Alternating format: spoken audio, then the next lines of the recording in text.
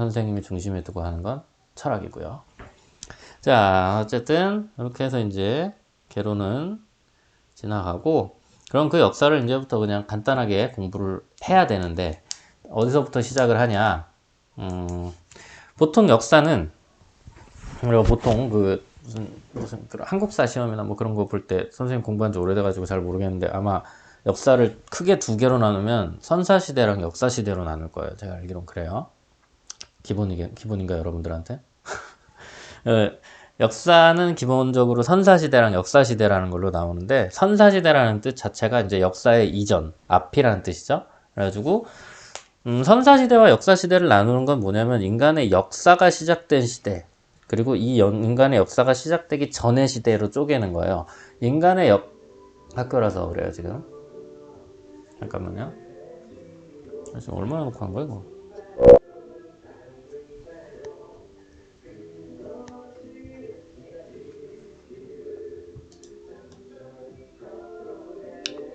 코로나 문자 오면서 화면이 잠깐 끊겼어요. 자, 얼마나 녹화했는지가 떠야 되는데 이게 또 안 뜨네. 미치겠네. 어쨌든 간에 뭔 얘기가 없었지. 인간의 역사가 시작되는, 기록되는 시기를 정확하게 말해서 이제 역사시대라고 하고요. 인간의 역사가 기록되려면 기본적으로 뭐가 필요하냐면 문자가 필요하거든요. 그래서 역사시대와 선사시대를 구분하는 기준은 뭐냐면 문자예요.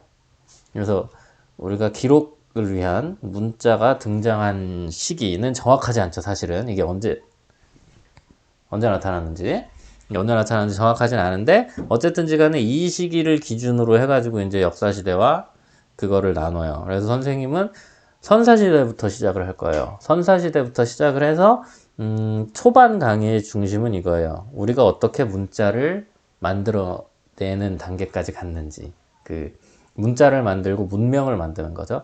이 단계까지를 훑어가는 게 우리 인문학 수업의 첫 번째 단계가 될 거예요. 먼저는 일단은 지금 이제 선사시대에 대해서 이제 공부를 하는 거고, 선사시대는 되게 유명한 말이에요. 인류 역사의 99%라고 보통 이야기를 하죠. 엄청나게 긴 시간이잖아요. 그렇죠? 이건 뭐 과학 시간이든 생물학 시간이든 배웠겠지만, 가지고 인류 역사의 99%에 해당하는 시간을 아주 간단하게 훑을 겁니다. 왜 간단하게 훑냐? 잘 모르니까요. 선생님이 잘 모르기도 하고 인간이 이 시기를 잘 모르기도 하죠. 어쨌든 생물학 시간에 배우셨겠죠? 이건 원시생물이에요. 생명체가 맨 처음 인간의 역사를 얘기하려면 당연히 처음에는 이제 생명체의 시작부터 얘기를 해야 되는데, 원시생물이 어떻게 생겼는지는 뭐 대충 지금은 짐작은 하지만 확실하진 않죠. 근데 그 원시지구를 이렇게 뭐 모방한 플라스크인가? 그쵸? 그 플라스크에서 이제 뭐 이렇게 전기 자극하고 뭐 이렇게 원시지구처럼 실험을 했더니 그 안에서 아미노산이랑 여러 가지 뭐 그 생명체 합성에 필요한 여러 가지 기본 물질들이 생겼다라고 하죠. 그래서 뭐 그런 식으로 이제 원시 생물들이 만들어지고, 이게 이제 아주 오랜 시간 동안 진화를 하다가 지금 우리 인간이 속해 있는 동물 목이 뭐냐면 저거 영장류. 그렇죠? 인간은 지금 영장류에 속해 있는 동물이죠. 그럴 때 영장류가 그 우두머리라는 뜻이에요. 장자가 저기 그 길장자 이거거든요. 그래갖고 영혼을 가진 것 중에 최고봉이라는 뜻이고, 한자로 했을 때 그 영어로 하면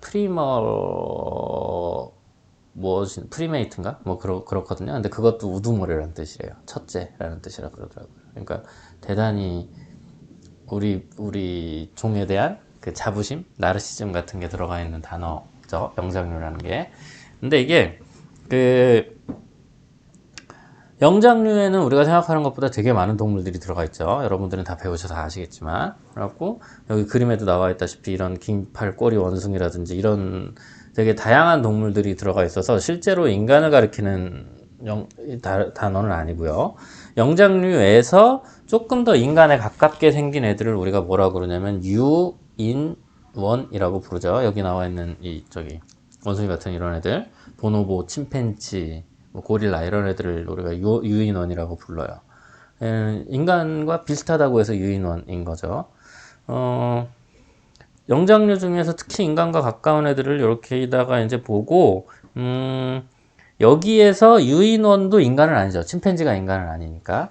이 유인원에서 조금 더 인간과 유사하게 발달한 동물을 우리가 뭐라고 부르냐면 호미닌이라고 부릅니다.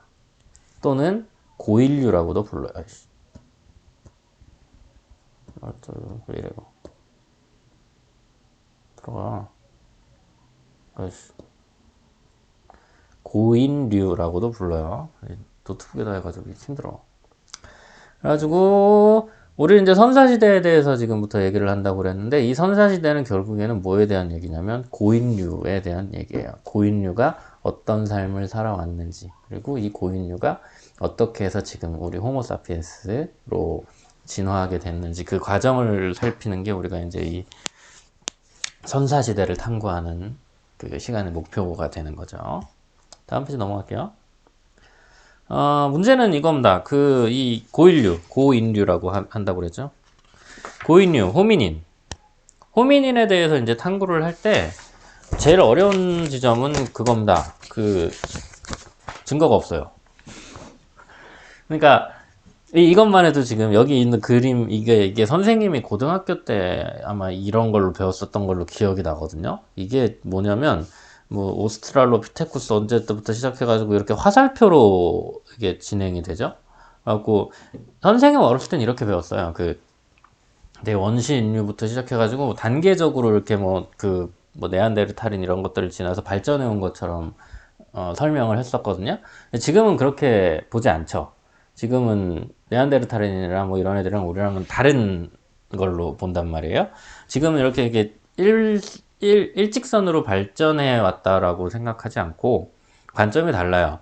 근데 지금 우리가 그렇게 보는 관점도 지금의 관점이고요. 이 고인류와 관련된 탐구는 계속해서 내용이 바뀌고 있어요.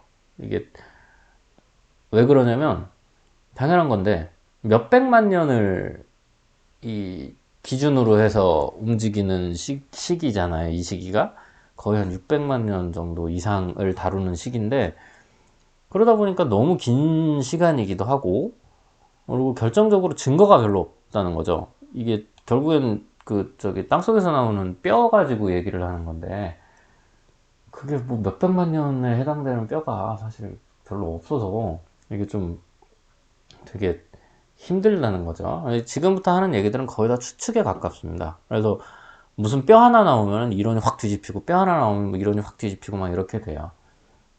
어쩔 수가 없어요. 이걸 뭐라고 부르냐면 잃어버린 고리라고 표현을 하는데, 이 인간이 결국엔 진화를 해서 어느 순간부터 진화를 해서 지금까지 온 건데, 인간이 진화하게 되는 꼭대기에 있는 주요 뭐라 그래야 돼요? 개체들?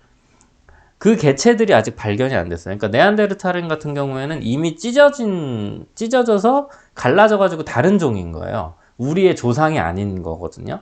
근데 이 우리의 조상으로 볼 수 있는 종들, 이 종들은 안 나왔어요. 아직까지. 그런 것들을 잃어버린 고리라고 하는데, 안 나왔으니까 당연히 이름이 잃어버린 고리인 거고, 앞으로도 사실 거의 찾을 확률이 그렇게 높진 않다고 합니다. 왜냐면 아시겠지만 대체로 다 고인류들이 어디서 살았냐면 아프리카에서 살았잖아요. 근데 아프리카가 좀 환경이 좀 우림마 이런 지역이라 뼈나 이런 것들이 남기가 사실 좋은 환경은 아니라고 해요.